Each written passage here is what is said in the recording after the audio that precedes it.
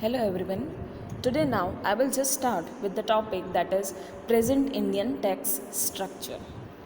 Here basically tax structure is actually in taxation as according to India is generally divided into two, that is central and state taxes. Actually central taxes levies the taxes on income which actually we earn, right? So that is we say that the taxes on the income, custom duties, central excise and service tax is levied by the central government, and the VAT, stamp duty, state excise, land revenue, professionals, these all are actually being levied by the state government, and the local bodies levy the taxes on the properties, octroi, entry tax, that is a tax for the utilities like water supply, drainage and all. These all are taxes being levied by the local bodies. So this is how here the tax is actually being divided into two, that is direct and indirect taxes. Today we will just see that the taxes levied by the central government and the state government, which taxes are known as direct tax and which taxes are known as indirect tax. So now first we will see that taxes that is levied by the central government and which all taxes are included in indirect tax and indirect tax. The first one is direct tax. Here as we saw individual income and corporate tax, that is what being included in the direct tax. Individual income, the income which is being earned by the one individual person has to pay the tax, that is we say that they have to file the ITR, right, income tax return as according to the Financial Act. So it is what called as being ki one individual people has to pay the tax as according to his income. So this is what directly we are paying to the government, right? So that is why that type of tax is known as a direct tax. So here actually in the terms of Income Tax Act 1961, a tax on the income is levied on the individuals, corporations and the body of a persons. As being tax rates are actually charged by the government as being discussed in the budget. Every year the tax rate slab is being changed. So whatever you are having the income, and according to that you fall in the specific tax slab that is being decided by the government. In that tax, whichever tax slab you fall, that percentage of the income you have to pay as a tax, right? So that type of tax is what called as a direct tax. Here, the government of India has actually newly taken an initiative to reform and simplify the language of the structure of the direct tax or laws into a single legislation, that is a direct tax code, that is DTC, which is being merged with the direct tax. Earlier it was as a DTC, but now with the simple language to form in the text, it has been changed into directly known as a direct tax. So this is how from this came into existence, we can say that from the April 2012. So this is how, suppose tax, as I told you that tax slabs are different. So in 2012 and 13, when you are having a 2 lakh annual income, right, so you are getting an exemption from, as according to the 2012-13 I am talking about, right. When you are having an annual income of rupees 2 lakh, you are getting an exemption from the tax. अगर 2 लाख या 2 लाख से नीचे है आपका income, तो आपको tax भरने की ज़रूरत नहीं है. अगर आपकी 2 लाख या 2 लाख से 5 लाख तक अगर आपकी इनकम आती है एनुअल, तो आपको 10% पे करना है. देन 5 से 10 लाख का होता है तो 20% पे करना है. देन उसके बाद अगर आपका 10 लाख से ऊपर होता है तो 30%. That is 30% you have to pay the tax of your income. As now the exemption we are getting till 5 lakh, right? So this is how it depends on the annual income, right? So this is all about the direct tax. Now we will see what is capital gain tax. Capital gain tax is actually being divided into short term and long term, right? This is how government is only levying the taxes on the capital gain, that is on the sale of assets which we are having the income, right? When we are selling the asset, on that we are having a income, right? So this is how they are having a tax on that. So it is being divided into two, that is short term and long term. Here long term capital gain, that is capital assets, are when kept for 3 years or 12 months in case of securities or shares that are actually listed under recognized stock exchange or mutual fund. Recognized होना चाहिए, then and only then it will be considered. So then they have to pay the tax. That is what called a long term. उसका time period क्या है? 3 साल से 12 महीने, 1 year तक, 3 साल या 1 साल. अगर शॉर्ट टर्म कैसा है? अगर 1 साल के अंदर अंदर आपने कुछ कर दिया, that is what called an short term capital gain. So this is all about the capital gain tax.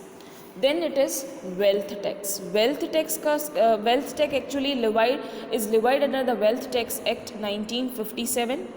It is how being derived from the property of ownership. आपकी वेल्थ जो होती है उसके ऊपर होता है. अगर आपके पास प्रॉपर्टी है तो उसके ऊपर आपको टैक्स पे करना है, whether you are having an income on that और नॉट. आपने रेंट पे दिया है, नहीं दिया है, आपका घर बंद पड़ा है, लेकिन प्रॉपर्टी है, आपके नाम की है, तो आपको उस पर टैक्स पे करना है.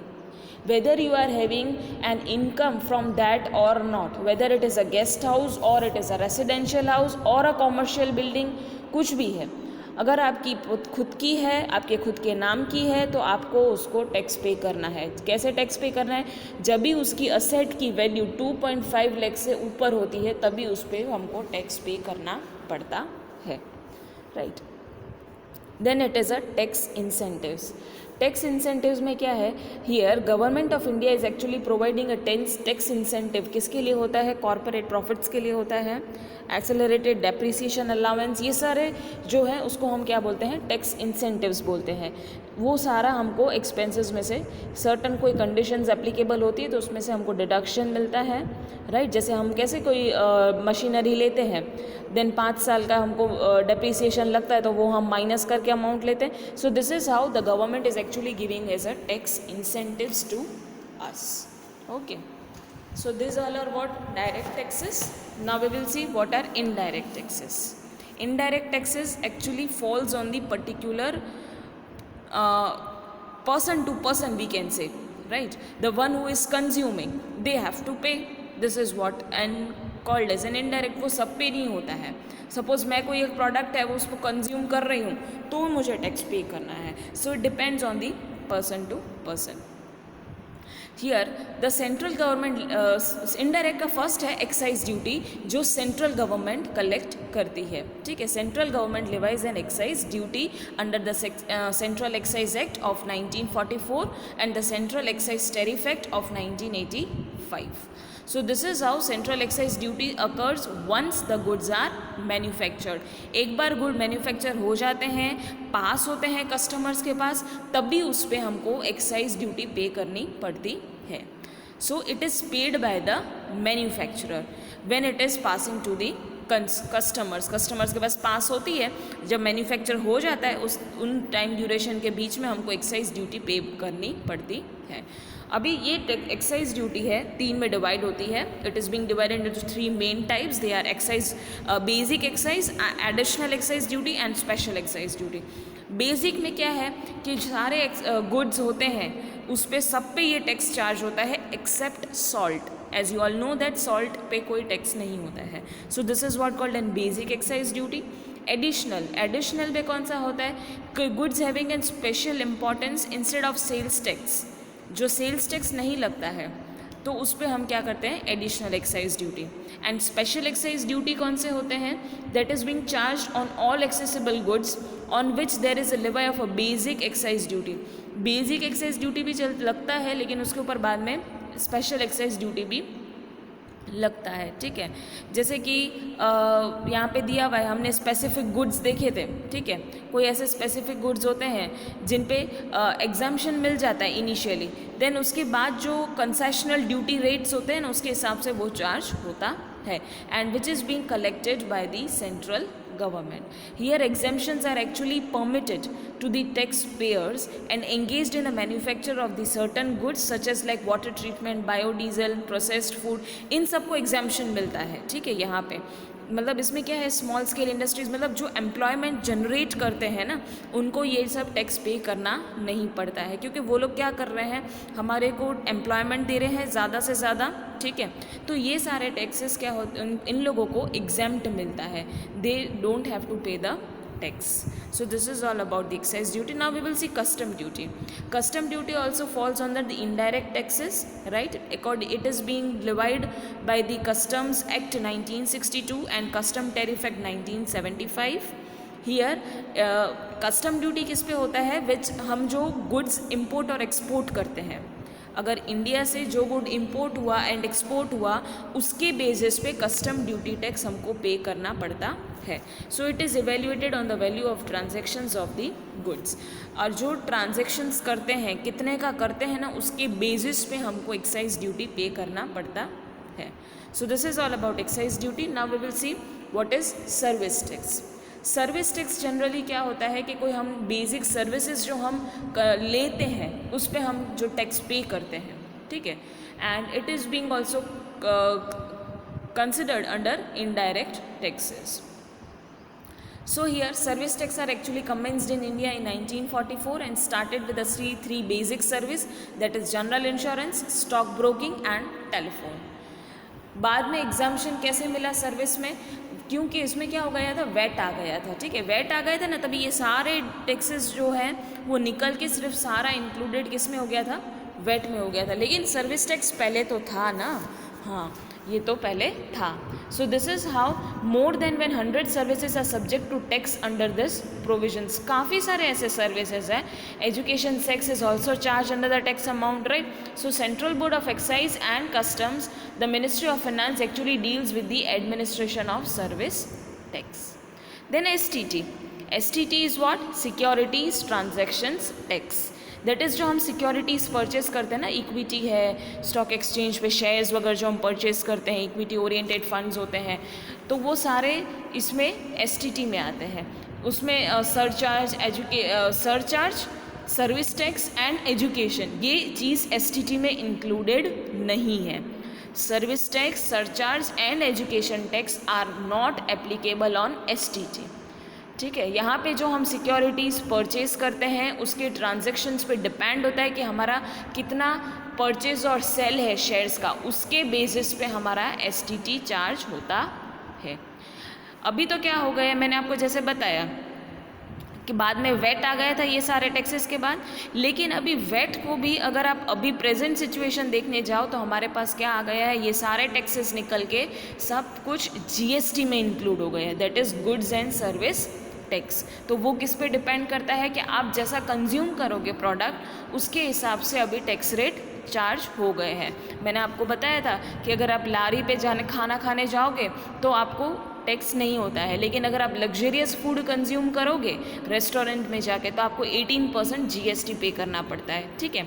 So this is how it is like कि it depends on the person. अगर आपकी लाइफस्टाइल कैसी है, अगर हाई लाइफस्टाइल है तो उनकी टैक्स रेवेन्यू भी गवर्नमेंट की उसके हिसाब से क्या है, सब उसने डिसाइड किया है कि लग्जरियस पीपल है, अगर हम उनको टारगेट करेंगे तो हमारे को टैक्स ज़्यादा उनसे लेना है, क्योंकि ऑलरेडी वो लोग ज़्यादा कमा रहे हैं तो हम उनसे ज़्यादा ले सकते हैं. और जो income of a middle class people, those are actually not earning that much, तो उन पे आप देखो तो उन जो वो लोग असेंशियल कमोडिटीज़ हैं या कोई ऐसे प्रोडक्ट्स हैं तो उन पे ऑलरेडी टैक्स कम चार्ज किया हुआ है, ठीक है. So this is how government is also deciding the taxes on the basis of class, we can say.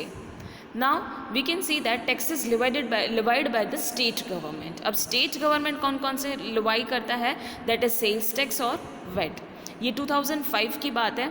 2005 में ये रिप्लेस हुआ था, पहले सेल्स टैक्स था, earlier it was sales tax. In 2005 it replaced with the VAT, that is value added tax, that is actually chargeable on the goods which does not include services. Services include नहीं करते थे उस पर. That is value added tax is actually considered here. 4 slabs थे VAT के भी, जैसे 0% on essential commodities, 1% on bullion and precious stones and 4% on the industrial output, and on the other items it was 12.5%. और जैसे petroleum products हैं, tobacco है, liquor है, उस पर वेट ज़्यादा चार्ज होता है, but it depends on the particular state, because state government decide करती है ना, तो हर एक स्टेट के जो होते हैं गवर्नमेंट, उसके बेसिस पे वो लोग खुद ही डिसाइड करते हैं, तो स्टेट गवर्नमेंट के हर एक के अलग अलग होते हैं, right, so it varies. Then the other one is stamp duty. Here, stamp duties is actually levied on the transaction being performed by the documents or the instruments as per the regulations of the Indian Stamp Act 1899. It is also being collected by the government of the stamp where the transactions are carried out. So यहाँ पे state ही decide करती है. Then state excise. State excise में क्या है, actually it is being imposed on the like alcoholic liquors, जिसे आपको मैंने बताया, तो वो स्टेट गवर्नमेंट डिसाइड करती है अपने state excise, that is on according to his rules and regulations. The fourth one is municipal local taxes.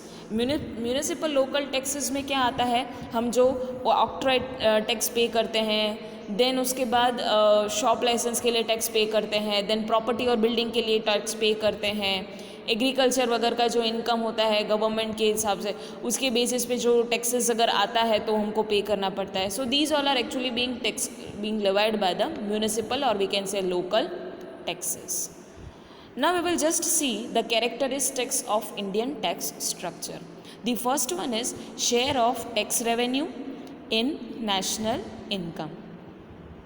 अभी टैक्स रेवेन्यू इन नेशनल इनकम के हिसाब से कैसा है, हर एक का जीएनपी का जो होता है वो टैक्स रेट अलग अलग होता है. ब्रिटेन का अलग होगा, जर्मनी का अलग होगा, इंडिया का भी अलग होगा, right. So this is how the taxes are being levied on the percentage of the GNP. अगर डेवलप्ड कंट्रीज है तो उसके हिसाब से, अगर डेवलपिंग कंट्री है तो उसके हिसाब से. जैसे इसमें दिया हुआ है example, the taxes are levied more than 20% of GNP in developed countries. अगर आपका डेवलप्ड कंट्री है तो उस पर मोर देन 20% लिवाय करता है. While in India it is 18% of GNP as an estimation, and in America the share of tax revenue in the national income is 29% and 33% in Britain and 35% in Germany. ठीक है, so this is how the share of tax revenue is as according to the national income and the economy. The second one is increase in tax revenue. How it is increased in the tax revenue? Actually, government decides the tax revenue on the basis of the economic development, right? आपकी economy कैसी है उसके हिसाब से government क्या करती है, tax revenue कैसे इंक्रीज करना है ना, उसका पूरा प्लानिंग करती है. अभी आपको पता है, मैंने आपको आगे बताया कि टैक्स रेवेन्यू ज़्यादा से ज़्यादा generate luxurious income people group होते हैं, उनसे वो लोग ज़्यादा लेवाई करते हैं. इनडायरेक्ट टैक्सेस हैं, ठीक है, उस पर आप देखो it depends on the person to person. So this is how the people who are going to restaurants, और जैसे जितनी हाई फाई होटल में जाते हैं, ठीक है, तो उससे ज़्यादा टैक्सेस क्या करते हैं, लिवाय करते हैं. So this is how here it is given the total tax revenue when you are received from the centre was 405 crore. तो 1950-51 में इतना हुआ था. देन उसके बाद 1991 में 14,798 करोड़ हो गया था. सो दिस इज़ हाउ वो लोग क्या कर रहे हैं कि जैसे जैसे साल निकल रहे हैं ना, तो वो लोग ज़्यादा से ज़्यादा टैक्स रेवेन्यू कलेक्ट करने की ट्राई कर रहे हैं, so that they can get an economic development, right. Central tax structure. Central tax structure like central government कौन सा टैक्स कलेक्ट करती है, जैसे इंडिविजुअल इनकम पे है, वेल्थ है, कस्टम है, एक्साइज है, सर्विसेज है, ये सारे कौन कलेक्ट करता है, that is central government.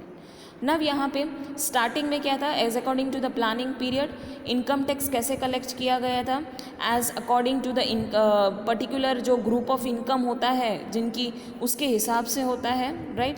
So this is how यहाँ पे डेवलपमेंट भी उसके हिसाब से कंसिडर किया गया है. सपोज़ यहाँ पे इम्पोर्टेंस सबसे ज़्यादा कॉरपोरेशन टैक्सेस के ऊपर है. देन उसके बाद सेकेंड पोजीशन हम इंडिविजुअल को देते हैं. Third excise duty, custom duties को फोर्थ ग्रेड दिया गया है, क्योंकि उसके हिसाब से वो लोग इनकम जनरेट कर रहे हैं ना, उसके हिसाब से दिया गया है. And then the fifth one is given to the service tax. So this is how वो लोग क्या करते हैं, प्लान करते हैं कि किसको हमको पहले टैक्स स्ट्रक्चर के हिसाब से वो लोग प्लान करते हैं कि ज़्यादा किस किस को हमको कंसिडर करना है, ठीक है. So here the expansion recepts are there over here for the central tax structure. Now we will see the fourth one, that is proportion of a direct and indirect taxes. अब direct taxes that is different and indirect taxes that is different as I told you. अब कौन सा है, income and wealth tax है, they are called direct taxes. While indirect taxes कैसा होता है, goods and services पे होता है, वो उसको हम क्या बोलते हैं, इनडायरेक्ट टैक्सेस. डायरेक्ट टैक्सेस में इनकम और वेल्थ आता है और इनडायरेक्ट टैक्सेस में गुड्स और सर्विसेज आता है. That you have to remember. Okay. Then in the beginning of the planning period, that is in the 1950-51 here, the shares of the direct taxes were 43% and indirect taxes were 57%. So यहाँ पे government अपने convenience के हिसाब से taxes charge करते हैं. मैंने आपको बोला था इनडायरेक्ट टैक्सेस पे ज़्यादा होता है एंड डायरेक्ट टैक्सेस पे कम होता है. Here direct tax is actually reduced in the total tax revenue receipts. It has been decreased up to 16%. यहाँ पे इनडायरेक्ट टैक्सेस पे बर्डन ज़्यादा रहता है because it can be shifted easily on the consumer by the price rising. So this is how burden fell on the low income group people and the middle class people. दोनों को consider किया है. This is how if taxes are levied on luxurious goods such as air conditioner, car, etc. at the higher rate, so the people who consume in these goods, for example doctor, lawyer, contractor, etc. will also increase their fees, right? So therefore the price will also go up. So this is how, due to that reason, low income group will reduce their consumption and here they will also reduce the consumptions and the savings to pay the tax. So ये एक हमारा proportion बताया गया है regarding direct and indirect taxes. Now here we will see the fifth one, that is ignores agriculture tax. Agriculture tax has been ignored. Why? As according to the planning period, because उसमें क्या दिया गया है, 8% only of the estimation is that 8% of taxes was only levied on the agriculture income, and here agriculture sector is levied by the 25% on the income other than any income by the other sector. यहाँ पे राज committee जो है वो clearly indication बता रहा है that burden of tax has remained same on the low income group as well as the high income group in the agriculture sector. Earlier it was that, but then the Raj committee came into, तो agriculture sector में जैसे low income group है या high income group है तो यहाँ पे burden उतना है. ठीक है. So here non agriculture sector while the higher on the urban areas and high income people group rather than in the rural people. So this is how about the agriculture sector also. These were the characteristics of the Indian tax structure. Okay, thank you.